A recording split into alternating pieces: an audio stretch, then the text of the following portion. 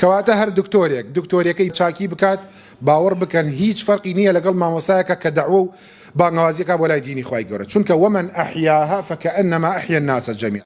مسلمانانی بەڕێز، برایان و خوشکانی ئیماندار، لە وتاری ئەمڕۆمانە باسی ئەو کەساناکەین کەوا بازرگانی ئەکەن بە تەندروستی خەڵکەوە، ئەو کەسانەی کەوا لە خوا ناترسن، ئەو کەسانەی کەوا شەرم لە خوای پەروەردگار ناکەن، ئەو کەسانەی لە پێناوی کۆکردنەوەی ماڵ و سامانە ئامادەن هەموو درۆیەک بکەن، ئامادەن قۆڵی هەموو پیرە پیاوێک و پیرەژنێک ببڕن و ئامادەن خۆڵ بکەنە چاوی هەر کەسێک کە عیلمێتی نەبێت، کە عەقڵێتی واقعی نەبێت.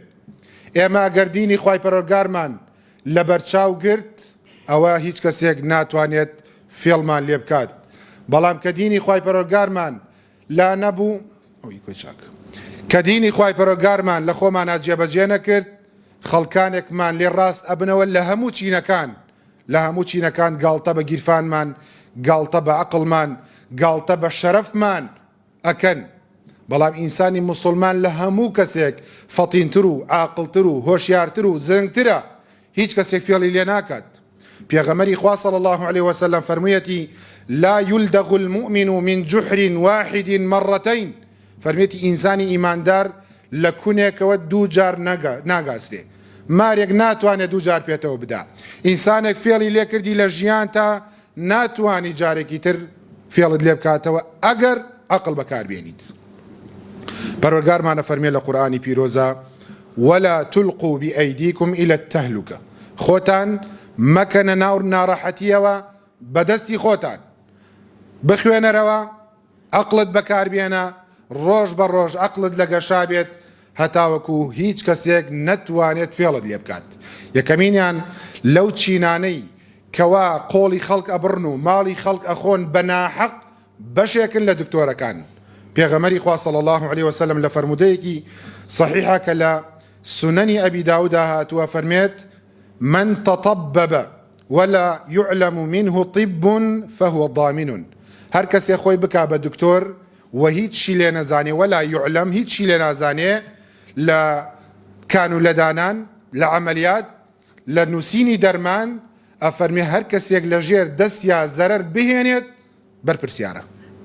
مرۆڤێک بکوژی بە قاتڵ حسابیت، کەسێک معەوەق بکەیت بەرپرسیاریت، کەسێک ناڕەحەت بکەیت. خەڵکی وا هەیە بە منی وتووە 15 ساڵە عیلاج ئەخۆم لە بەلاش، ڕۆژی وا بە 20 حەپی خواردووە، یعنی لە 2 سەعات جارێکا 4-5 حەپی خواردووە، بۆ لەبەر ئەوەی خەڵکانێکی پسپۆڕ و عاقڵ نین تەشخیصی بابەتەکە بکەن. ئەوانەی کەوا عاقڵ و زرنگ و هۆشیارن پەنجەیان بۆ درێژ ئەکرێڵن، ئەمانە پارەخۆرن، ئەمانە خراپەکارن، ئەمانە گرانجانن.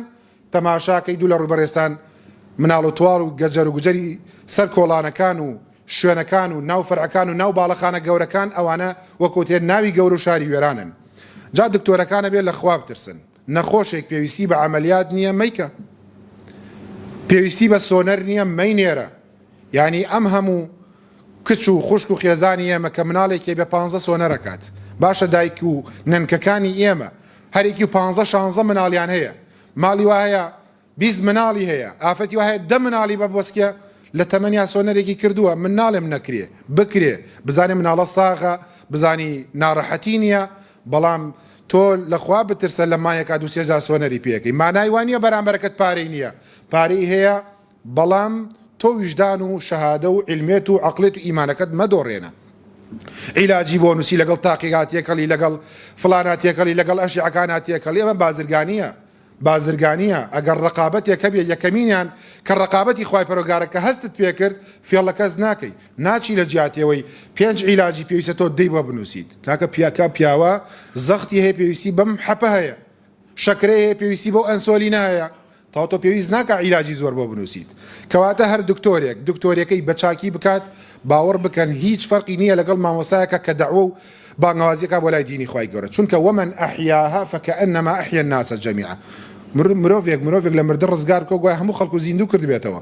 جاری وایە بێتاقەتیەکە، سەرێشەیەکتە، گورچیلە دازاریەیە، دکتۆرێکی بەڕێز عیلاجێکت بۆ نووسیە، ژیانێکی ترت هەیە، هەر کەسێک بە ڕازگۆیی دکتۆرەکەیەکات دڵنیا بێت پاداشی لای خوای گەورەیە و هەر کەسێکش فێڵ لە خەڵک بکات پارەیە بە حرام دەستکەوێ یان دکتۆری با خۆت دکتۆری دی بە دکتۆری ترە یان دکتۆری با لێتەکە